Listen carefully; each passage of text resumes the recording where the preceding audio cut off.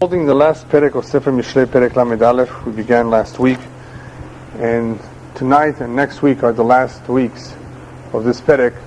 Because this perek is a very, I think, important perek, there's a lot of information in the chapter of Eshet Hayil, so I divided it up into 3 parts. That's why we're going to cover just a little bit today, not too much. There's a lot you will have to digest tonight, for those of you who are still single, and even for those of you who are married. And the rest, B'ezrat Hashem, we'll cover next week. Last week it will be the last week, B'ezrat Hashem, of Sefer Mishlei. Then we'll be starting another mini-series, which I'll let you know next week, B'ezrat Hashem. So anyway, for those of you who were not here last week, just briefly, Shlomo Melech is talking about his mother, I guess his wives too, but praising his mother, who he considers an Eshet Hayil. Eshet Hayil, loosely translated, is a woman of valor. So I began to explain last week that Eshet Hayil means in English a woman of valor, a woman of strength, but it really means a woman of many special qualities. And Shlomo Melech, in the very end of chapter 31, begins to tell us how there's tremendous amount of strength in a woman. As the rabbis tell us, a woman can build a home. She has the ability to destroy a home. Just about everything depends on the woman. She's not only the partner of the man, she's also the mother of the children. She has many roles. She can be actively involved in the parnassah, in the livelihood, and it therefore makes a big difference who you marry. And I did say briefly that this also, of course, applies to the man, the husband. It's important that he have good qualities. We spoke about some tips on how to date, what to look for, and we'll be covering a little bit that too today and next week. There are certain things that you can never know when you're dating. You only find them out later. But nevertheless, it's worth for one to do his homework, to look at what's really important. And what's really important, he leaves towards the end when he says, Yirat Hashem hitit halal, a woman of valor who is God-fearing. In other words, that beauty and charm is not significant, and it's actually misleading. That we'll talk about next week.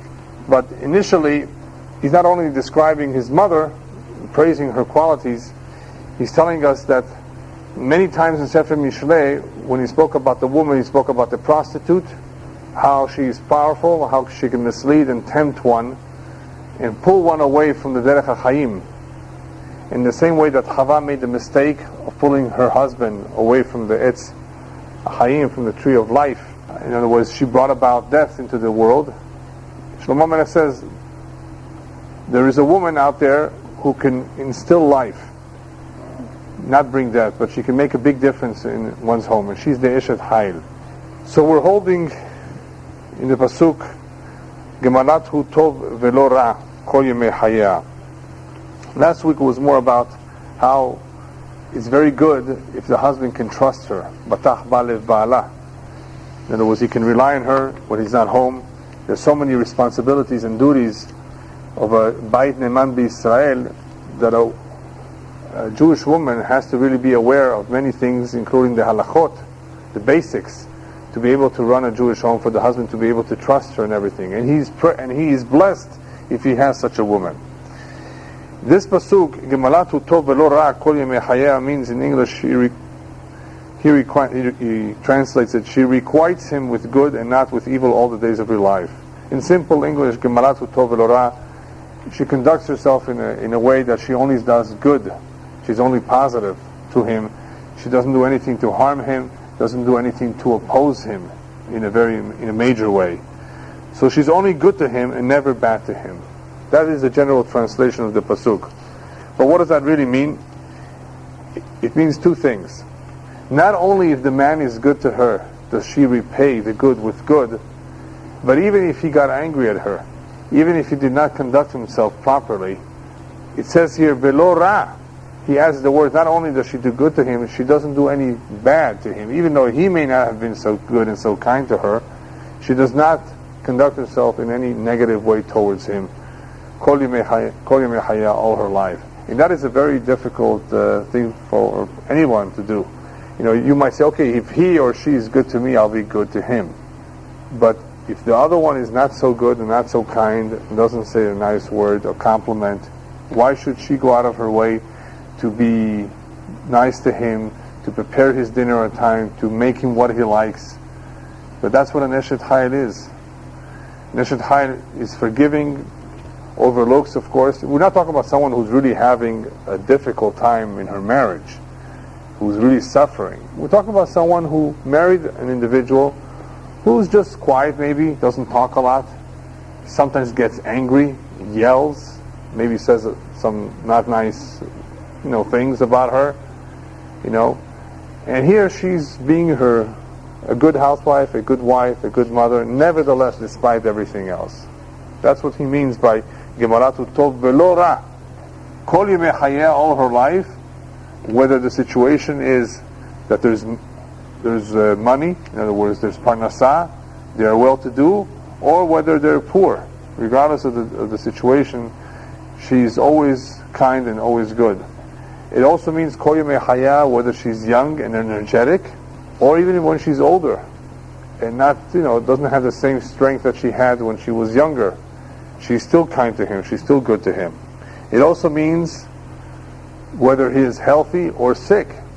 When a husband, sometimes when the man of the house is very sick, especially in his later years, some women just give up and they take him to a convalescent home, an old age home. Now sometimes you have no choice. Sometimes that's what's necessary. You need help, especially if the woman is still working. But if at all possible, it's always preferable that the woman, the kids, take care of their parent. After all, the parent has taken care of them for so many years. It would be nice to reciprocate the same towards the parent who cannot on his own anymore take care of themselves. So this is the Eshet Chayil that she does for her husband, regardless of the situation, the financial situation at home, regardless of the age or whatever stage in life that they're in. And this may come as a surprise to you. You may not know too many people like that, but I've seen it. And this is also a quality of an Eshet Chayil. The commentaries explain that when she is sick and when she's not feeling well, she doesn't make it too obvious to her husband. He should not feel bad that now she's not feeling well, unless of course she needs his help. That's something else, then obviously if she cannot do it, then she will ask for the help. But she will not complain about every little thing and bring it to his attention. She will hide it if she knows that it will bother him.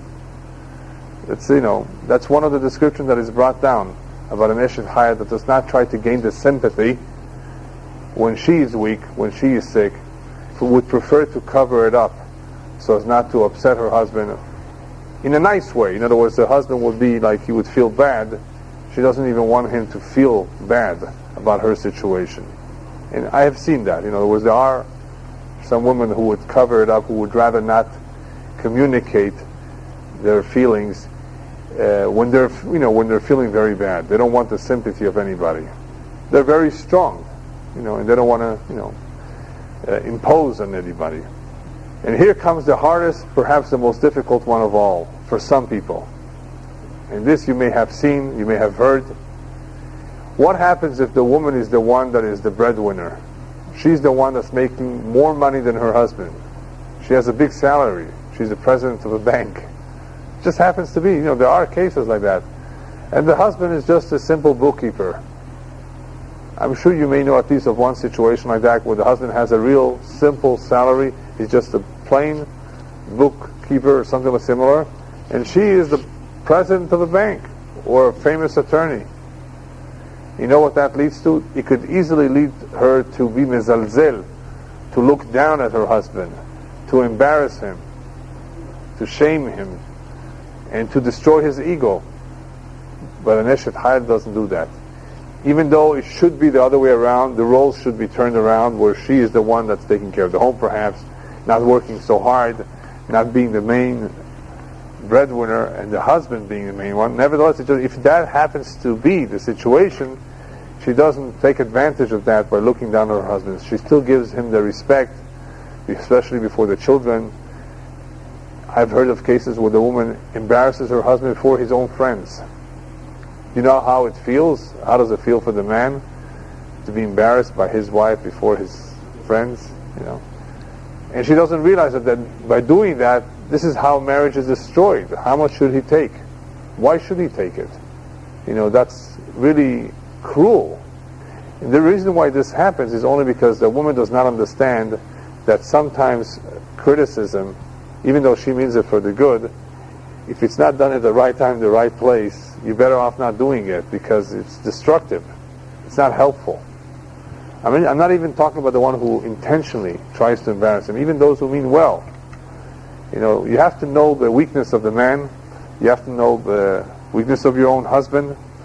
And if you know it, you're aware of it, and you have to be careful. Why intentionally step on his toes? And the other way around too. When the man knows what hurts his wife's feelings, he has to be extra careful with it, as much as possible. So this is the Eshet Chayil, Gemalatu Tov Elora Kol Yemei Hayah, that all her life she's thinking how to do more and more for her husband, how to make life easier for him, more comfortable.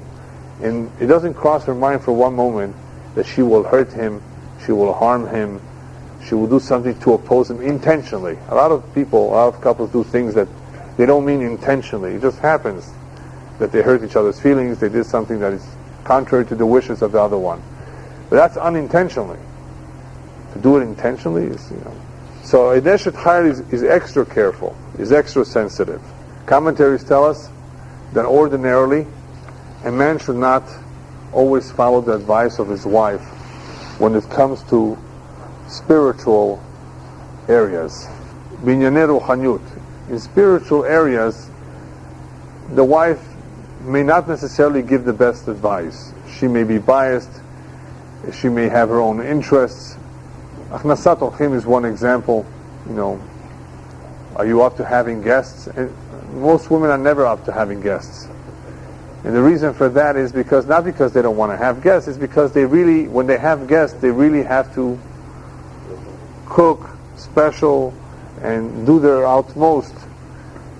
And they're not in the mood of that always. They're tired, and why should they? It's enough that they work hard to prepare the Shabbat, prepare for the family. There's going to be another guest. It's not the extra potato or the extra piece of fish. That's not it. I've already asked. That's what I'm saying. I've already looked into what does it really bother. It's just that they have to work harder to set up the table. They have to conduct themselves differently, and it's just demanding, and they're not interested. So if you want to have guests, just tell your wife, we're having a guest. Because if you ask, the answer may be no. But don't let her know the last minute either. It's not fair. So she has to have enough time to prepare. Now, and don't bring 10 guests either, unless you have a wife who's a really Eshet Chayil like your wife, who says, bring them all on. Some women are really special. They could feed a whole army, and they're happy doing it. It's not that they don't feel that it's hard, but they're the exception. They're not the rule. So the rabbis tell us, but however, if it's an Eshet Chayil, tishma le'etzata, ki be'etzata timtza tov. Listen to her advice, because if she's an Eshet Chayil, then any advice that she gives you will be good. You don't have to suspect that she's biased, she's interested. You can listen, because rabbis tell us that in other areas, one should listen to his wife, because they have a very strongly developed intuition. They have strong feelings about certain things. I smell a rat. Don't be his partner. That man, I don't know, but you don't know him. We grew up together. We went to school together. No, I don't like the guy's face. And you know what? She's right. There's something that she senses that the man does not see. They were buddies, but it will turn out that not as a partner in business, and they can feel it. So you do want to consult with your wife in certain areas in life. But when it comes to Eshet Chayil, there's no doubt that her advice will be very useful. The bottom line over here, when it comes to man and woman relationship, where there are differences of opinion, the bottom line, rabbis tell us, is always, if you want to succeed, the man and woman are always going to be different. Just remember, everyone has something good in them. Everybody has something good. Focus on the good and not on the bad, and you will always succeed in any relationship. The reason I'm saying that is that even if you're stuck with someone who is difficult, whether it's the woman or the man, look at the positive, look at the good side. Example is what the rabbis bring us down the Gemara with Rab Chiya. Rab Chiya had a very difficult wife. She was a nag, I think they would call it in English.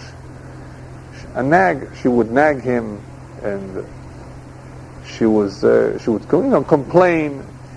She was not helpful. She was miserable. Have you ever met somebody like that? They exist. Demanding, annoying, and anytime he was on an extended trip, one of the things he would do on his trips, he would always look in the duty-free. I'm just saying duty-free today, but back then they didn't have duty-free. But he would always look for a gift. So one of his children asked him, Abba, you buying mommy a gift? She gives you such a hard time. She's so difficult. And you're always thinking of buying her gifts. So the father taught his son a very important lesson. My boy, dayenu shemegadlot et yeladenu et banenu umatsilot otanu min hachet. I'm thankful that this woman did a great job in raising my children and in sparing me from sin. If she had these two accomplishments alone, it's enough for me. I'm very happy because she did a good job in those two areas. She raised my children and she spared me from sin. You understand what that means, right? Okay? So as long as she was cooperative in those two areas, I'm thankful. In other words, he was looking at the positive, at the good that she had. And I always ask people who complain to me, Rabbi, I'm having a hard time. She's always yelling at me. She's cursing at me. She's almost ready to throw me out of the house. I've heard everything.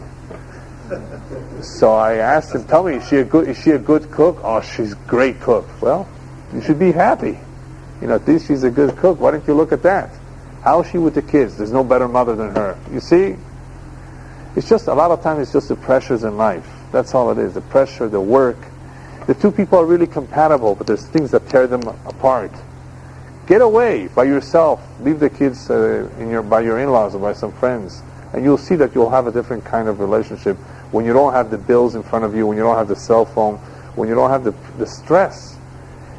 It's a lot different than when you're under the stress, and going through the routines of life. Yeah. One of your previous tapes, Rabbi, you suggested that Hashem sometimes gives you a difficult life, so you'll have an easier time upstairs. You explain that to us. I think most people would rather have an easy life here than have to wait for their olam haba. Rabbis tell us that one of the most terrible diseases is a bad woman. It's a lot of suffering, and most people would not have to want to go through it.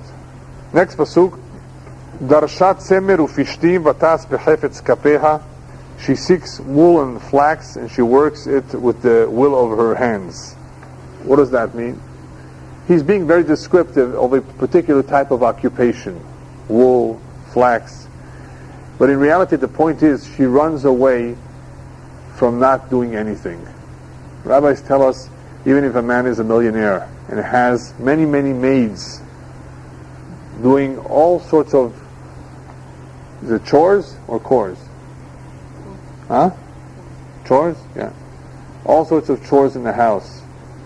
A maid to clean the furniture, to do the beds, to do the cooking. Do not let your wife stay home and do nothing. A woman has to be occupied with something. I'm always reminded by the famous story that there was once, I think it was published somewhere in one of the newspapers, of a woman writing a letter to the editor. She has a big problem. She says, can you help me? My husband snores and I can't fall asleep. So the man wrote her back, get rid of all your maids and do all the work yourself. You'll be so tired you won't hear him. That's what happens when women don't have anything to do. Yeah, they may have a hard time falling asleep. So working is good. It's healthy. And especially if it's work in the home, taking care of the home, taking care of the kids, So even if you have a lot of money, don't let the maids do everything. You want the wife, you want the woman to be involved in something, to be occupied. Boredom is very unhealthy and very dangerous too. So Darshat Semer Ufishti means that she stays away from not doing anything. She wants to be occupied, and she looks for work. She doesn't wait for the work to come to her. Darsha, it says Darsha. She looks for it, she seeks it. And it says over here that she does it Vatas behefetz kapeha. And she works it with the will of her hands. Behefetz means like beheshek. she's excited to do it. In other words, she's diligent about it. She's not shy from doing any work. The next pasuk, Hayitak ka'oniyot socher merhak tavi lachmah. She's like the merchant ships, she brings her food from afar. She's willing to travel long distances to fetch work.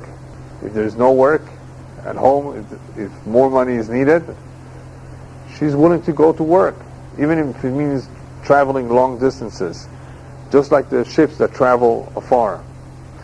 Why would a woman want to work hard? Why would a woman want to travel far? Anybody know?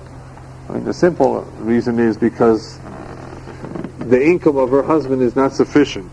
Especially in today's world, sometimes you need the two incomes. But there's another reason why this may happen. The commentators explain that a true Eshet Chayil, what she has in her mind when she first gets married is, I want my husband to sit and learn Torah for a year or so, and I'm willing to work.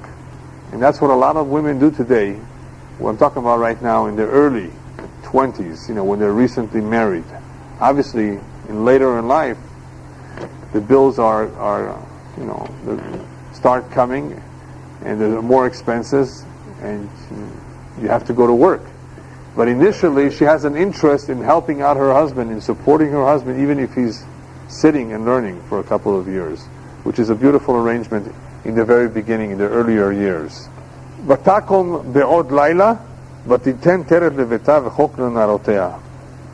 She rises when it's still night. She gives food to her household and an allotted share to her maidens. I sometimes don't like hear the translation. Basically what it means is that she gets up early in the morning while it's still night to prepare the lunches, the meals of her children. The V'chok lenarotea could be translated that she already writes down the assignments of the maids, of those who help her in the home, whether it's her own daughters. She gets up early in the morning while everybody's still asleep. I have seen this too. My grandmother, Asha, my mother's mother, they worked very hard in those days, 70 years ago in South America, where they made their own butter, their own cheese, their own bread. Everything was made at home. And they would wake up early in the morning to do all of this. After taking care of all the needs of the home, she would go out and help my grandfather in his furniture store. After she finished in the furniture store, she would come home and sell furniture from her own home. She used to bring in furniture from the store into the house, have it there for a while, and bring the clients to the home, because here they would think they would be getting a better deal. They're buying it from the home. And in this way, she would supplement the income of the business by running a second business from the home. Active, continuously active, day, afternoon, night, helping out in the house, helping out in the business. Hard-working people. So she wakes up early in the morning to take care of the needs of the home, even though she's preoccupied during the day with her own business. Right? We said she's earning a living, she's working hard. Nevertheless, she still wakes up early in the morning to take care of her home. But he answered the word, v'chok lenarotea. I think one of the interpretations of chok lenarotea means that she takes the job as a duty. In other words, she's not trying to avoid it. She doesn't complain about it. A lot of people do certain things, but they complain how hard it is. They would rather not do it. They need help. For her, it's a chok. It's a duty. She's happy to do it. And she takes care of it early in the morning.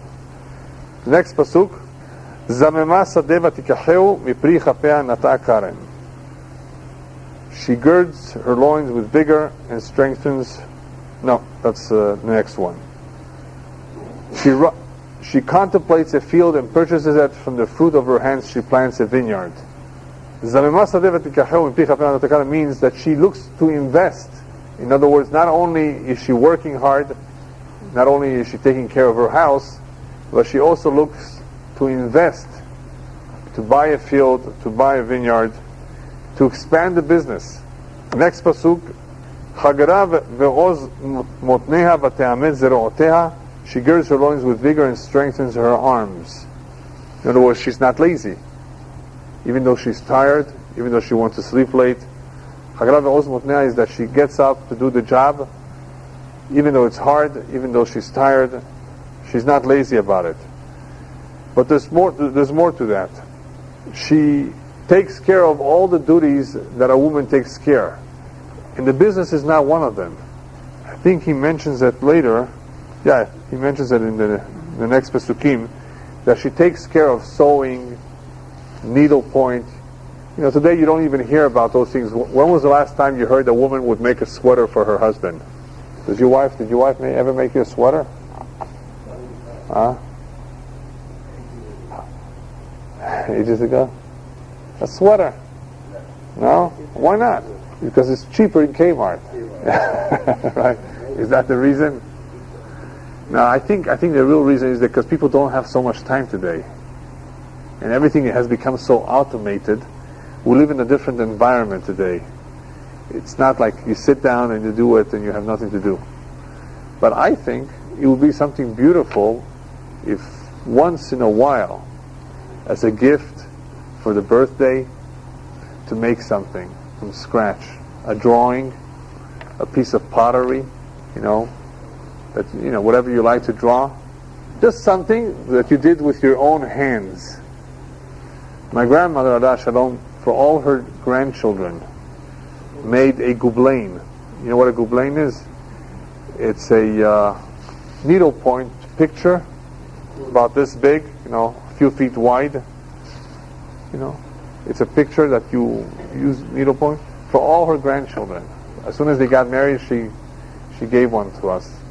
And it's a beautiful, piece, and it's a way of remembering her.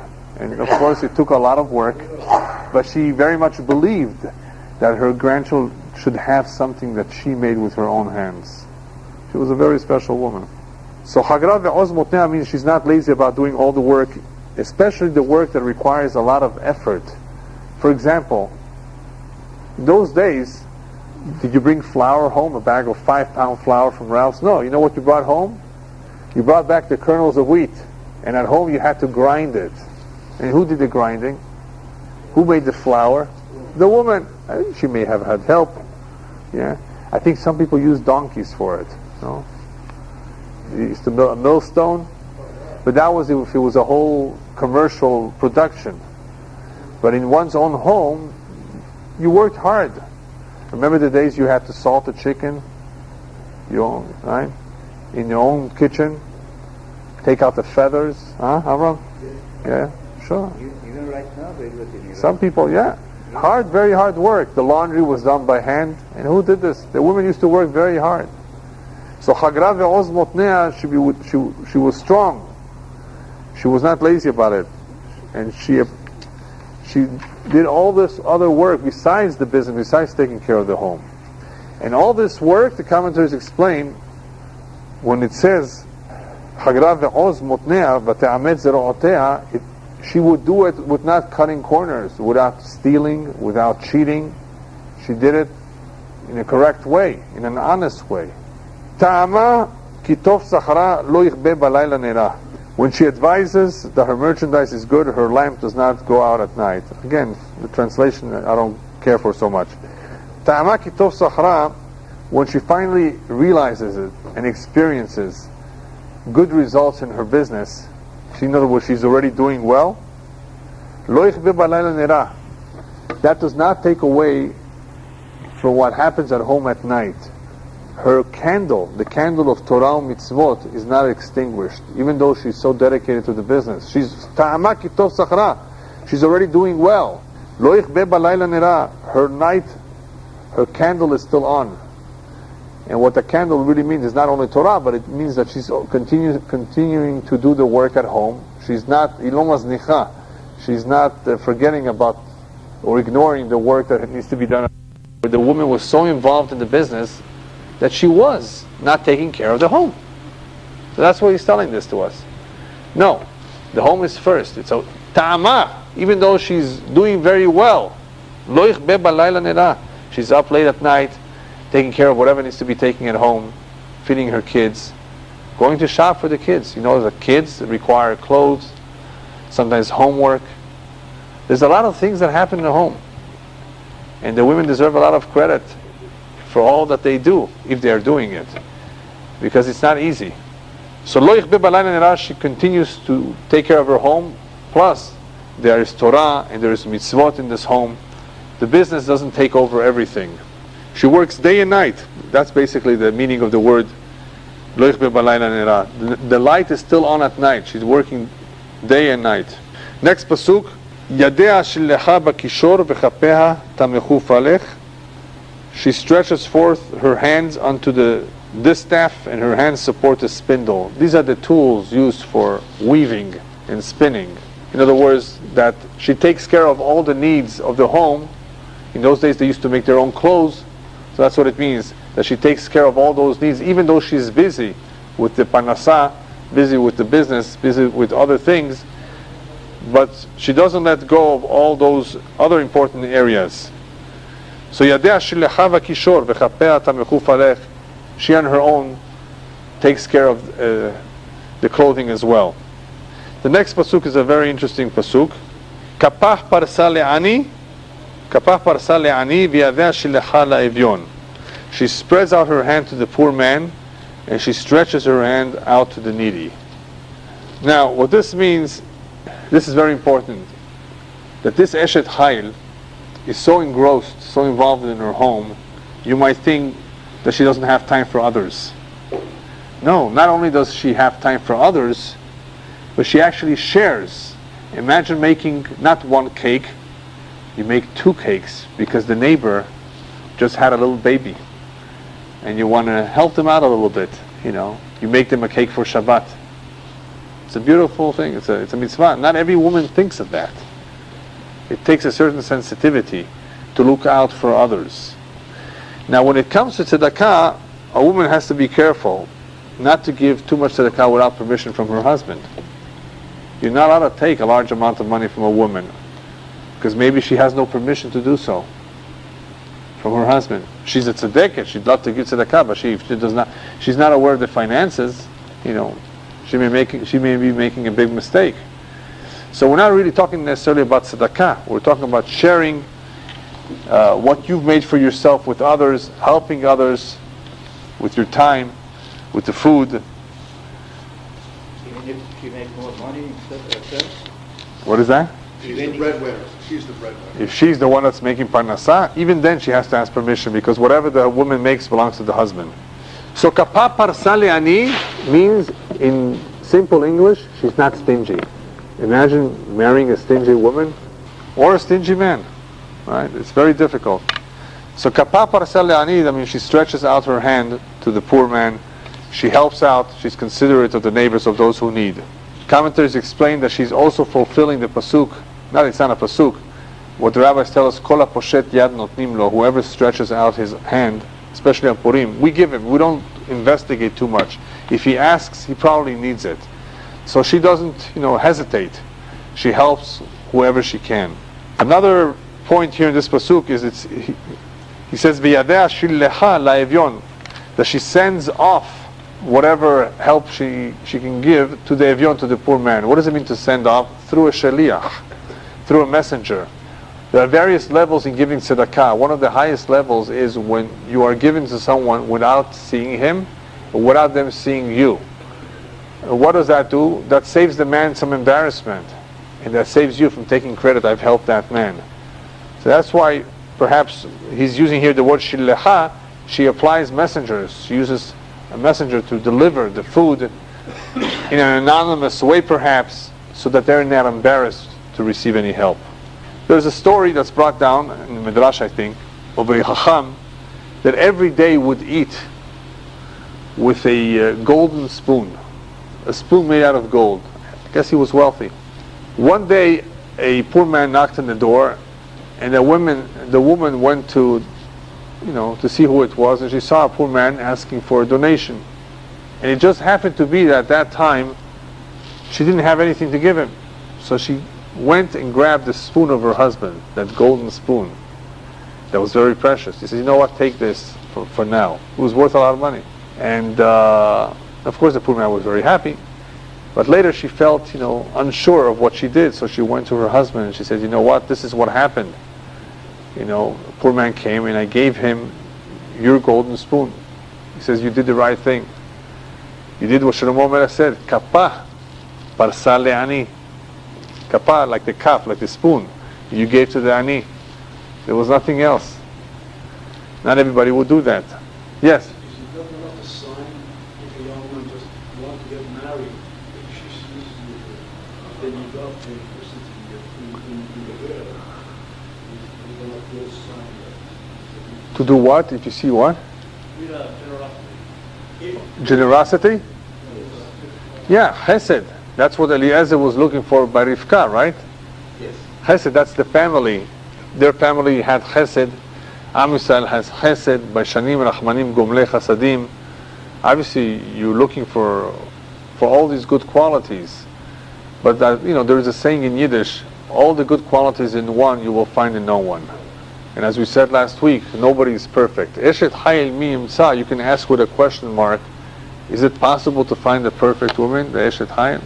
Nevertheless, there are some that contain many good qualities. And that's why it's important to know what is a priority and what's not a priority. What's not a priority? She's 5'3" and not 5'5". Right? What's the big deal? Yes. It all depends. That's a very difficult thing to say. I even hesitated to say it or not. Because if a woman is very sick, she's not feeling well, she may want to lay down. She may need some help. And that's fine. That's okay. That's normal. But it could mean that what the commentaries were talking about is more in general, that there's something bothering her, and she would rather not talk about it because she knows that it may not be too pleasing. It may create a hardship. Oh, now he has to run out. He's going to be nervous, the husband.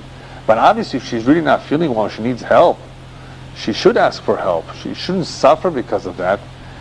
What I was describing is more a situation where she would rather keep it to herself where she can and not make her husband nervous or all of us, uneasy about her situation where it's not something that urgent.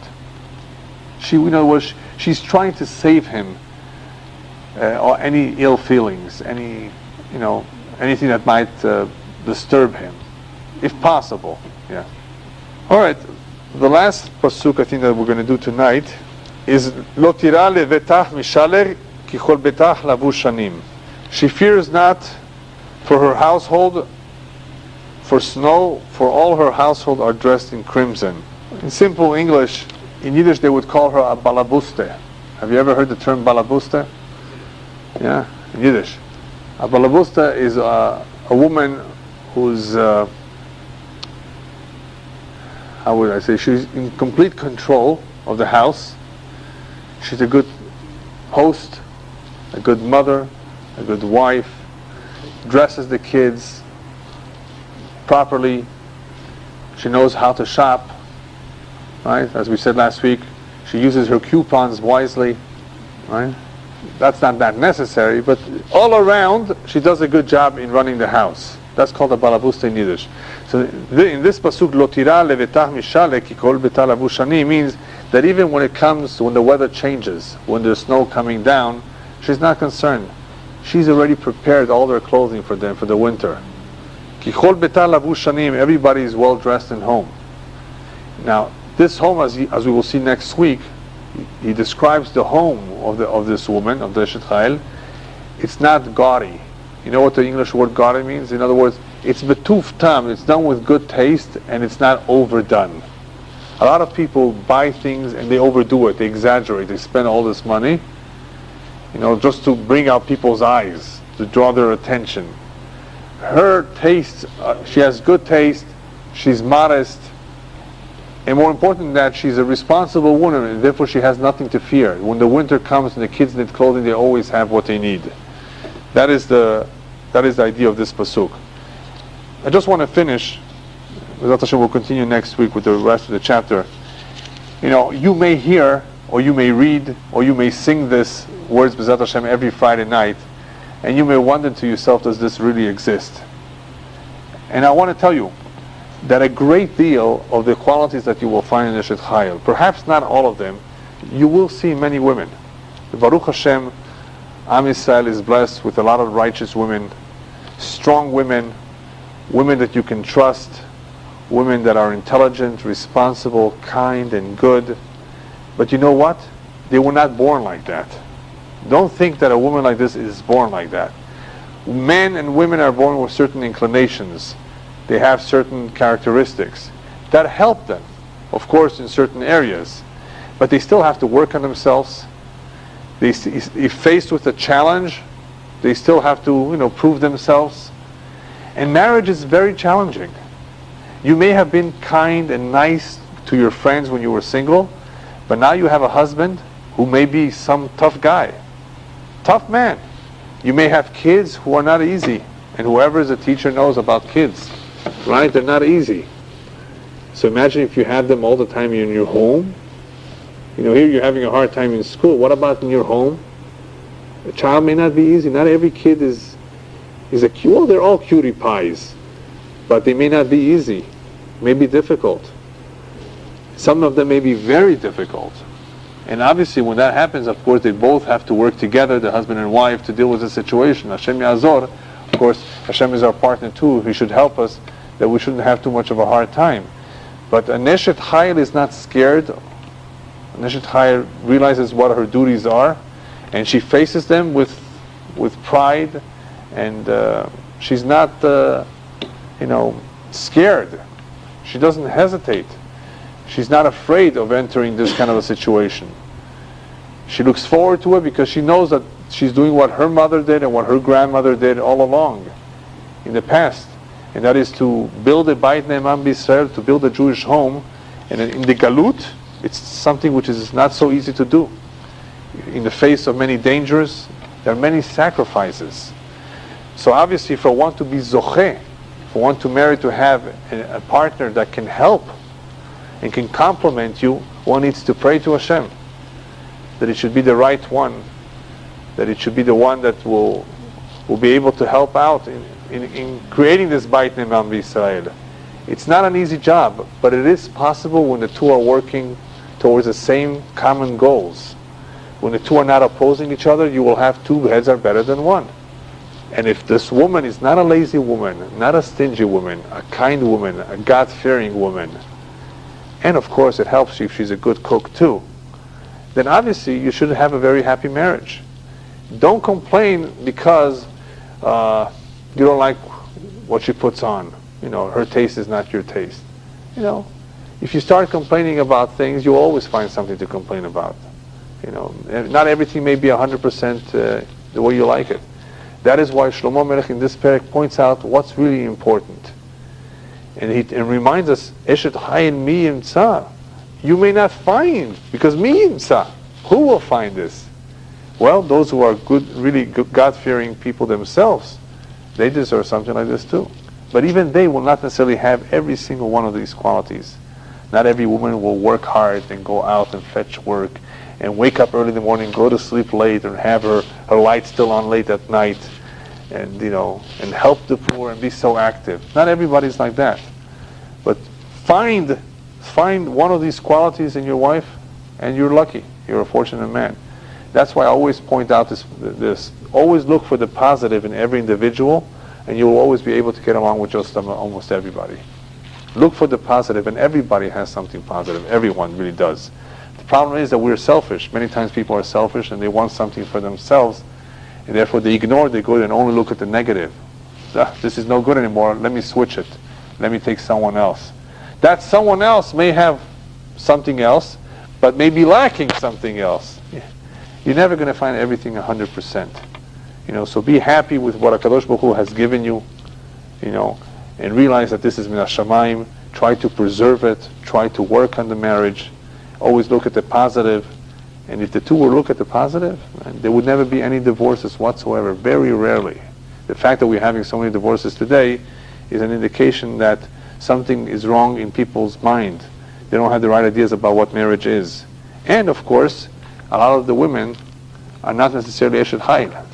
They don't want to be an Eshet Chayil. They can be if they want to, but they don't want to be. They're not thinking in this direction. I should work so hard for my husband. Why? He doesn't work so hard. What does one thing have to do with another? You have beautiful kids. Do it for them. Do it for the home. Prove yourself. No, he doesn't. He never compliments me. Why should I buy him a card for his birthday? What is this about? Revenge? You be a good person yourself. Right? Gemalat hu tov velo ra, didn't we say that? She does only good to him. Right? I wish there was a perek also for the men. I mean, but in reality, if you look at it objectively, it applies to everybody. People have to be kind to each other. People have to be nice to each other. This does not only apply to women; it applies to men too. But the reason why he puts this perek, or he applies this perek mostly to women, is because, as I said in the very beginning, the woman builds the home or destroys the home.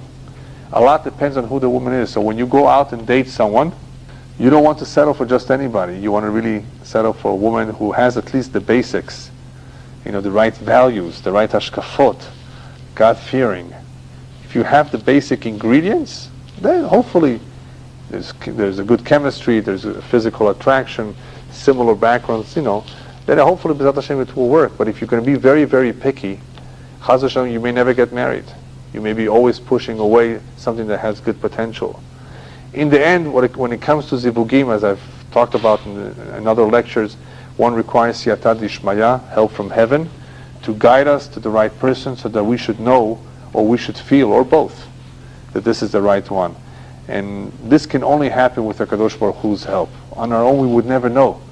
As I pointed out last week, in an orthodox dating system, a woman cannot express herself emotionally. She cannot show how sensitive and how caring she is.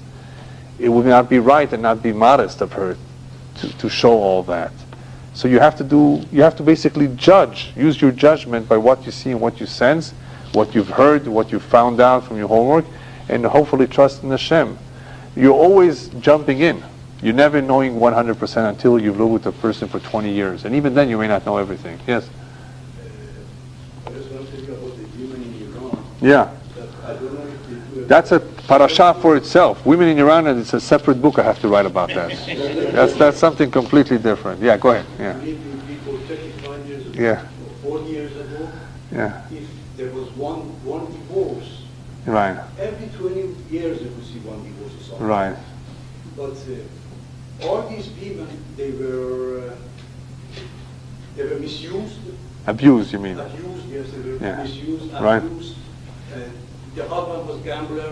The husband was. In Iran, they gamble too? Gambling there too? Yes. Yeah. Any Yeah. kind of person. But you see, the wife of the house. Yeah. The wife of the house She kept quiet. kept quiet because of the children, because Right. of the kids. Right? Baruch Hashem. Baruch Hashem. That's the way. Everybody will say that Yeah. because of it. Yeah. And imagine how much suffering they are. Sure, they sure. will be having. Sure. They good life for themselves. Yeah. They sacrifice for the kids. They sacrifice for the kids. Yeah. And they Yeah. don't want to be associated with the name of the divorce Yeah. to be in their family. Yeah. Anyway, there's no doubt that some women, some men are endowed with special neshamot. They're really, really, really special. But remember, a lot of this depends on oneself, what he wants to make of himself, what he wants to make of his marriage. This is Southern California, right? No. What happens if you don't have sprinklers? Your beautiful garden will die. We don't live in Seattle or Vancouver here, where you don't need these things. You need to invest. You need to prune your roses. You need to water your plants. You need to take care of your marriage. If you don't do something about it, if you don't refine your character, it's going to be a lot harder. When people work on themselves, the chances for success are greater. B'ezrat Hashem will continue next week. Yeah.